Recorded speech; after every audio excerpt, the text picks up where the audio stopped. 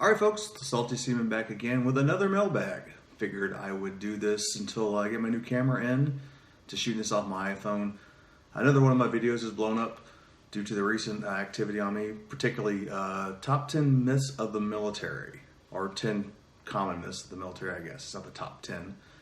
But it's the 10 I hear the most often. Got a lot of comments, suggestions, corrections, some incorrect suggestions. So I figured I'd cover a lot of this just to clear up the air a little bit. Mistakes I did make, mistakes I didn't make, people are still claiming, and other stuff that's came to light. So let's just start from the beginning right here. There's a big thread going on about retired or draftees versus volunteers.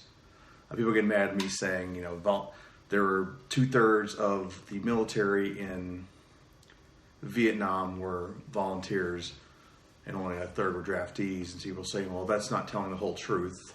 The other services are full, the non-ground fighting services and the more pogue side of the Marines and Army were filled with all these volunteers and not the draftees, particularly the Air Force, who apparently were picking and choosing who they let in just because of they didn't have any ground fighting. That obviously was going on, but across the board, we're talking volunteers 2/3. If you think that somehow means, the Army and the Marines and other combat forces on the ground were somehow, they weren't also around that same number or something really close to it, is degrading them, and I don't agree with it. That's, you're not making a good point, and I'm not trying to take anything away from people who were drafted and may have served as something they didn't want to do and they got killed. That's that's terrible. That's the price of war. I'm glad we don't have to do that anymore. But the point is like half to 2/3 of the actual ground forces fighting combat were in fact volunteers in the Vietnam War. That is the truth. And so the half that can't join in is because they can't get jobs, or maybe even 2/3. People have different reasons for joining. Definitely good reasons for it. Personally, I'd say a lot of it is just like, I need money for college. Post certain wars starting up, there's a lot more patriotism, and there's just going to see the world, and then there's just something like, I just need to get out of my hometown. I just need a different life. There's a lot of different reasons. It's really simplistic to say it's any one particular reason.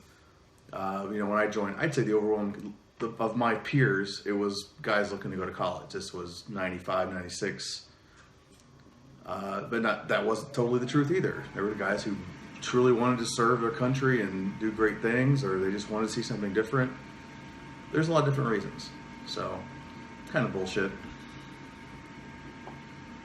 Again, speaker on my right channel. I've got it figured out. I'm not going to have any speaker problems in the future, I promise. I really wish people stop commenting on it. Like, I know, I guess, just read some comments. I got it. I got my speakers aren't, a couple of my videos, my speakers only coming out one side. It was a mistake on my part with my camera setup.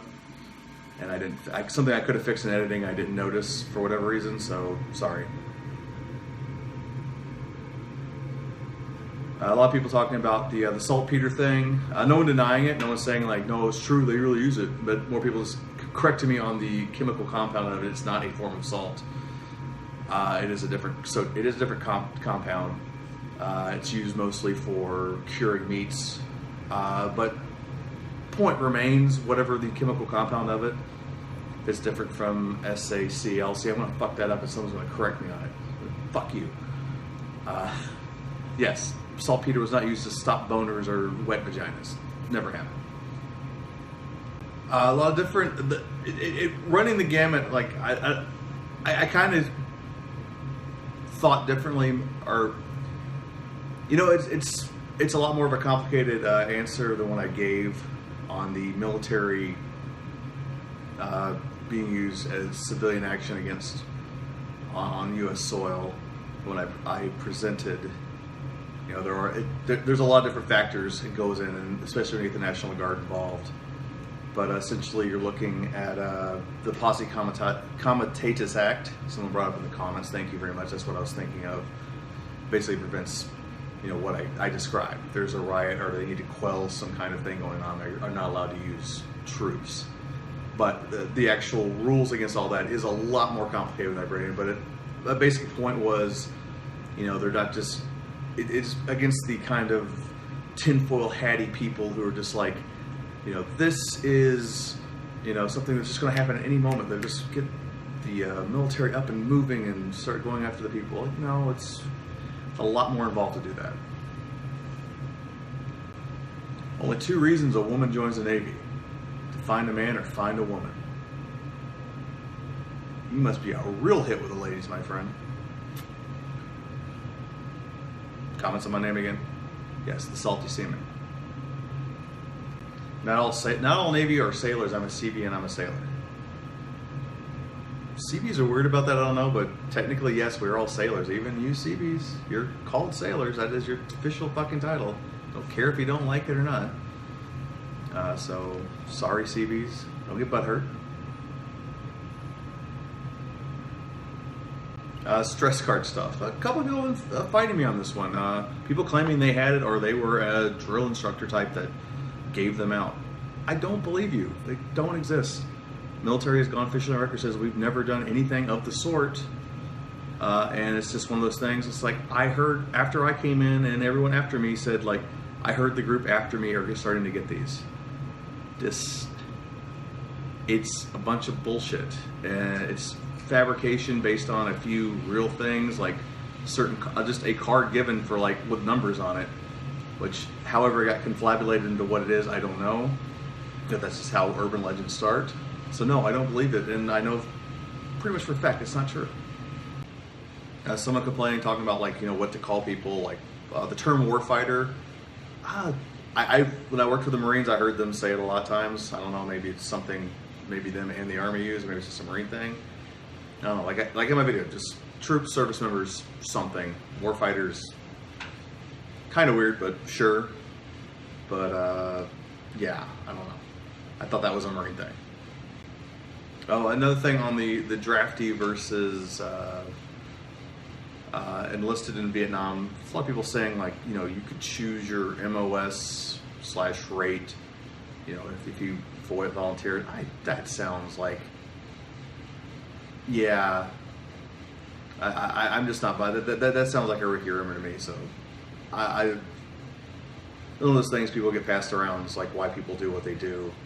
I'm really not buying it. It's, when it comes down to just knowing how the military works, once it comes down to, putting people where they belong, like they have their billets and they have places they got the bodies. So joining the Army, and getting a deferment, like maybe it happened with certain people because they have certain skills or certain intelligence, sure.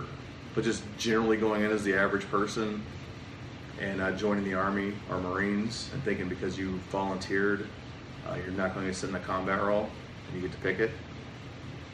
That sounds completely like bullshit. I think some people have just heard this shit for so long they think that's true. Maybe they had a little bit better of an option for it, but I don't think so. I really don't think so. No, someone could point me to some, like, actual factual information on this. I'd be appreciative. A question, like, did any other services draft during the Vietnam War?